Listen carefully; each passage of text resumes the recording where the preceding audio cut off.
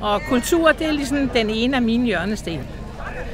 Og jeg er dybt imponeret over det her arrangement. Alle de frivillige og hele vores museum og det hele, det er imponerende. Jeg vil nok sige, at hvis det blev bredt ud til resten af kommunen, på den ene eller den anden led, hvor vi ligesom kunne forbinde hele kommunen omkring det her arrangement, så ville det simpelthen være til et 12-tal. Men jeg synes, det kommer til at betyde så uendelig meget for Kalundborg, det her. Også fordi der er så mange mennesker, der er forankret i det og er interesseret i historien. Og det er der jo også udenom Kalundborg by. Så mit projekt, det er at få sådan noget bredt ud, så alle borgere i Kalundborg får oplevelsen. Mm-hmm. Hvad kræver det af Kalundborg at være med til at organisere sådan en ting som det her?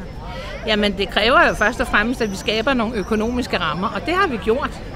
Det har vi gjort i Kulturelt Udvalg, hvor vi har støttet projektet med ret så mange penge, og vi har støttet amatørteateret KAT, og vi støtter mange forskellige ting. Og vi skal skabe rammerne, men det er jo de forskellige arrangementer, og museet selv, der skal skabe indholdet. Det er ikke os. Det synes jeg i hvert fald.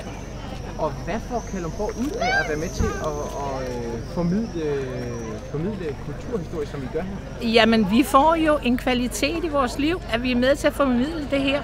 Det er jo med til at give os andre et større perspektiv.